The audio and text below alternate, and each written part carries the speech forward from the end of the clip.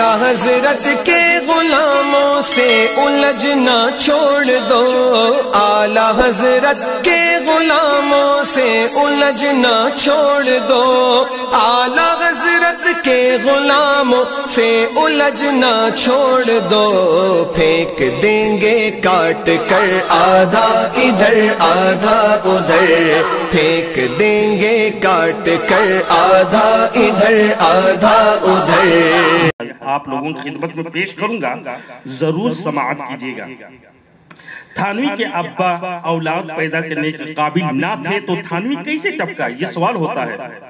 खुद लिखा है किताब में, गौर से सुनिएगा। वो वाकया ये है कि हजरत वाला के वालिद माजिद को मर्ज खारिश हो गया था। खारिश माने खुजली की बीमारी हो गई थी और इस कदर शदीद था कि किसी दवा से फायदा ना होता था। किसी डॉक्टर साहब ने कहा इस मर्ज की एक दवा अक्सीर है, मगर वो कातिउन नस्ल है, यानी नस्ल को मुनक़ता कर देगी, अगले आपको बच्चा पैदा नहीं हो सकेंगे। चूंकि वालिद साहब मर्ज से बहुत तंग आ गए थे, इसलिए उन्होंने इस दवा का इस्तेमाल ये कहकर कर लिया, बला से औलाद ना हो, बका नौनी से बका शख्सी मुकद्दम है। वालिद साहब को जब ये वालिदा साहबा को जब ये मालूम हुआ तो बहुत परेशान होंगी कोई औरत। देखिए, अगर उनकी ख्वाहिशात पूरी ना हो तो परेशान होंगी ही। अलबत्ता ये अपने अशरफ अली थानवी की ससुराल में थी इनके वालिदा, और उनकी नानी को जब मालूम हुआ तो परेशान हुई, और इनके वालिदा तो परेशान थी ही। अलबत्ता ये लोग यानी इनके अम्मा हुजूर और इनके नानी दोनों मिलकर के हाफिज गुलाम मुर्तजा साहब पानीपत्ती, जो एक इन लोगों के बुजुर्ग और गुरु घंटाल है, उनके पास पहुंचे और पूरी कहानी सुनाई। सुन करके हंसे और फरमाया वाकई मेरा यही मतलब है। पूरी बयान सुन करके कुछ बोले, मशवरा दिए और कहा कि वाकई मेरा यही मतलब है। अशरफ अली था, उसकी नानी तो नहीं समझी, लेकिन ये अपने मकासिद को समझ गई।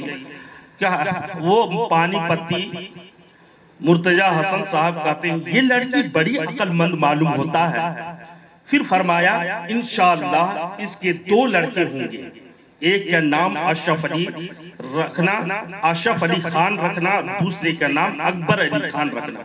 बताइए, तक़वियतुल ईमान एक मौलवी, इनका सरखेल मौलवी है इस्माइल देहलवी, जो इन्होंने अपने अकाबिरीन मानते हैं, और वो लिख छोड़ा है कि किसी के से ये अकीदा रखना कि कोई बाल बच्चा दे दे, कोई मदद कर दे, मुश्किलों को टाल दे, ऐसा अकीदा रखने वाला अबू जहल के बराबर है। तो बताइए, इनके घर के फतवे से अशरफ अली खान, अशरफ अली के माँ क्या हुई? मुशिका हुई, और मुशिका के औलाद अशरफ अली थानवी खुद से साबित हो रहे हैं इनके घर के फतवे से। और ये तक़वियतुल ईमान वो किताब है जिसकी तारीफ देवबंदियों के, नज़दियों के, वहाबियों के कुतुबुल इरशाद कहते हैं ये लोग। गौसे आजम जिसको कहते हैं, रशीद अहमद गंगोही फतावा रशीदिया में उनकी जिहालत तो देखो, अजीब तमाशा है ये मौलवी के। यानी देसी कौवा खिला रहा है ये, और कहता है इसमें सवाब है। फतावा रशीदिया सफा नंबर 130 में मौजूद है। बताइए, देवबंदी अगर चाहे सवाब कमाना तो मुफ्त का मशवरा देता हूं कि कौवा मुफ्त का खाओ, कौवा खोरो, सवाब तुम्हारी कुतुबुल इरशाद ने फरमा दिया है, तुम्हारे गौसे आजम ने। ये इतनी जहले मुरक्कब मौलवी था कि कहता है फातिहा, शिरनी, मौलूद, तीजा वगैरह का जो तबर्रुकात है सब हराम लिखा है फतावा रशीदिया में। लेकिन यही बेवकूफ मौलवी, जाहिल मौलवी कहता है यही फतावा रशीदिया में होली, दीपावली के जो उन लोग देते हैं पूरी कचोरी, वो लेकर के खाना दुरुस्त है, बेहतर है, और जिस पर कलामुल्लाह पढ़ा जाए उसको हराम लिखा। बताइए कितनी बड़ा ये बेवकूफ मौलवी था। बहरहाल ये अशरफ अली थानवी जिसके माँ मुर्तजा हसन के साहब के पास पहुंची, पूरी हकीकत बताए और उन्होंने बशारत दी, تو اس بشارت کے جو غیب کی بات بتائے یہی تقویت الایمان میں ہے. جو دعویٰ کرے کسی کے دل کی حال یا آئندہ کی خبر بتائے وہ مشرک ہے. تو اسے صاف ظاہر ہوتا ہے کہ اشرف علی تھانوی کی ماں مشرکہ اپنے گھر کے فتوے سے ثابت ہو گیا اور اشرف علی تھانوی مشرکہ کے بچے تھے. اور یہ تو دیکھیں کمال دیکھیں، نام لیتے وقت خان اپنی طرف سے جوش میں آ کر بڑھا دیا تھا. کسی نے پوچھا کہ حضرت کیا وہ پٹھان ہوں گے؟ فرمایا نہیں، اشرف علی اور اکبر علی نام رکھنا. یہ بھی فرمایا کہ دونوں صاحب نصیب ہوں گے، یہ بھی فرمایا کہ ایک میرا ہوگا.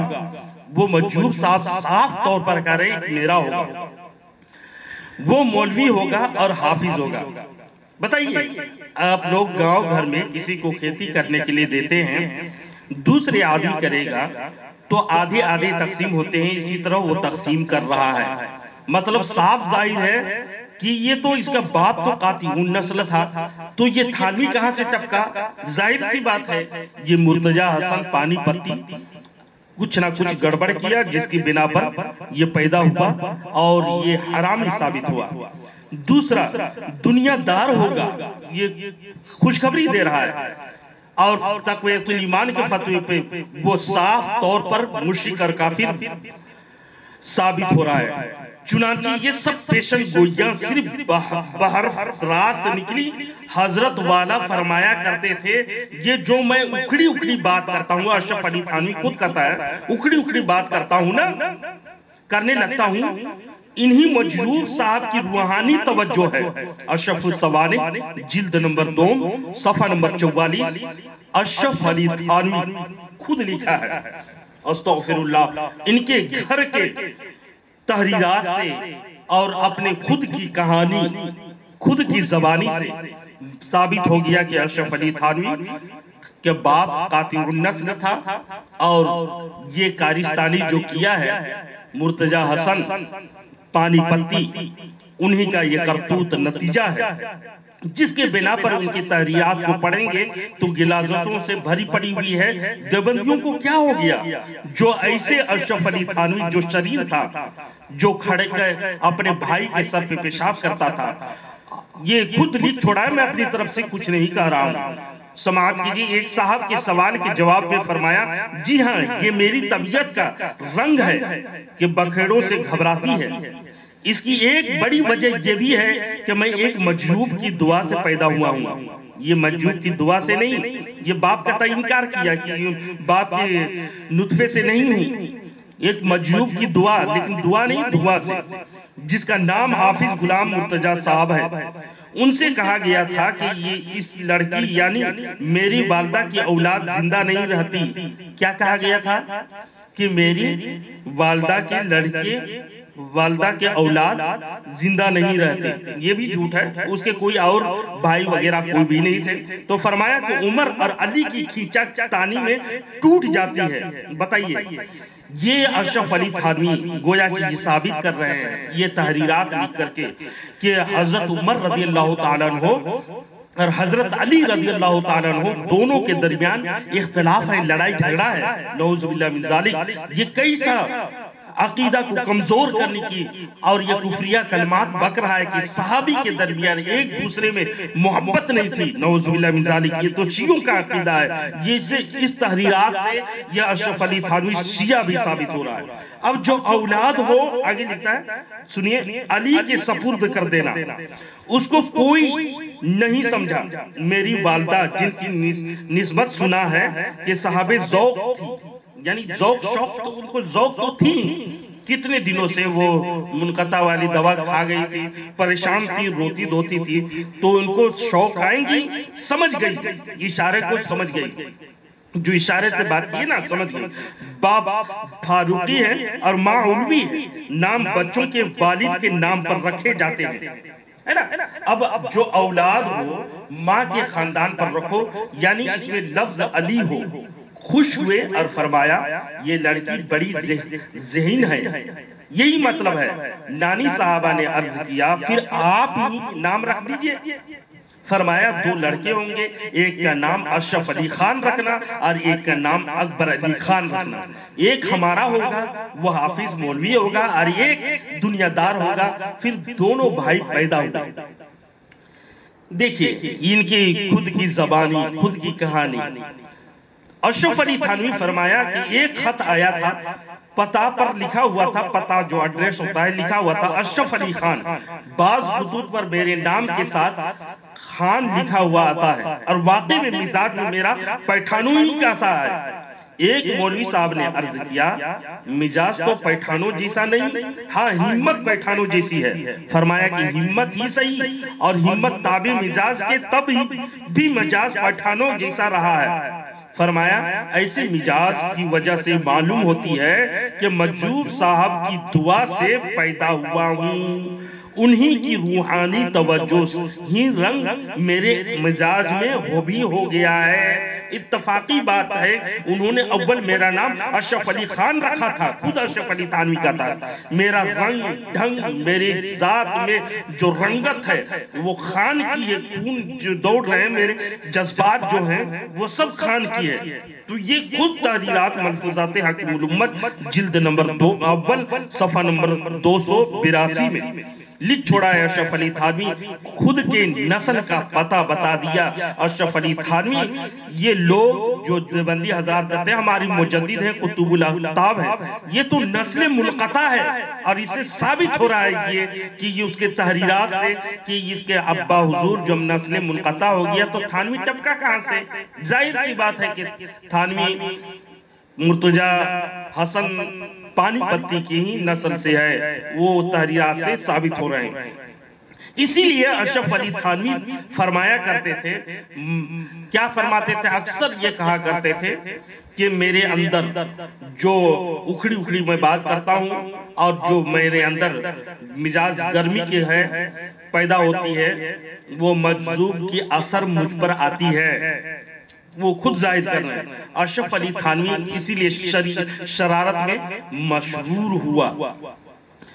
وہ تو خود کہتا ہے کہ ہم لوگ بھائی، دونوں بھائی ایسے تھے جو کسی کو نہیں سوچتی تھی شرارت میں، ہم دونوں بھائی اس کو انجام دیا کرتے تھے۔ اور لوگ پوچھتے یہ کس کا کام ہے، تو کہتے کہ یہ تو فلاں کے لڑکے کی کام ہے، نسبت کرتا ہے اس کے مصنوعی باپ کی طرف کہ فلاں کے لڑکے کا یہی کام ہوگا۔ اور اشرف علی تھانوی فرمایا کرتے تھے، میں تو اپنے آپ کو کتوں اور سوروں سے بھی بدتر سمجھتا ہوں۔ اگر کسی کو یقین نہ ہو، حلف سے کر رہے ہیں، اس پر میں حلف اٹھا سکتا ہوں، یعنی میں قسم کھا سکتا ہوں کہ میں اپنے آپ کو سور، کتا اور سوروں سے بدتر سمجھتا ہوں، اس سے بھی برا سمجھتا ہوں۔ اور واقعی یہ نسل منقطع تھا، جس کے بنا پر یہ خود حرامی تھا، اور اس کا پتہ ان کی تحریرات سے بھی پتہ چل رہے ہیں۔ انشاءاللہ العزیز اشرف علی تھانوی کے اور کارستگینی جو انہیں کام کیا ہے اور انہیں اپنے تحریرات میں شرارت بکھیری ہے، وہ مجدد کا کام نہیں ہو سکتا۔ ہرگز یہ کام دین اسلام بلکہ عالم کا بھی نہیں ہو سکتا، ایک عام مولوی کا نہیں ہو سکتا جو اشرف علی تھانوی نے یہ حرکات کیا ہے، اتنی گستاخیاں کی ہے۔ اعلیٰ حضرت امام محمد رضا خان فاضل بریلوی علیہ رحمت و رضوان نے بہت پہلے ہی اور مکہ المکرمہ مدینہ المنورہ کے مشہور و معروف عالم، مجدد، مفتی، علماء کرام نے ان کو بالاتفاق کہا کہ من شک فی کفرہ وعذابہ فقد کفر، جو اس کے کفر میں شک کرے، جو اس کے کفر میں شک کرے، شبہ کرے، وہ بھی کافر ہے۔ اللہ رب العزت ہم سب کو دین اسلام سے بچائے، اور ایسے شریر فتوری مولوی اشرف علی تھانوی سے کوسوں دور، اور ان کا تحریرات جو کفریہ اور گستاخی پر مبنی ہے اس کو جاننے اور اس سے دور رہنے کی توفیق و رفیق عطا فرمائے۔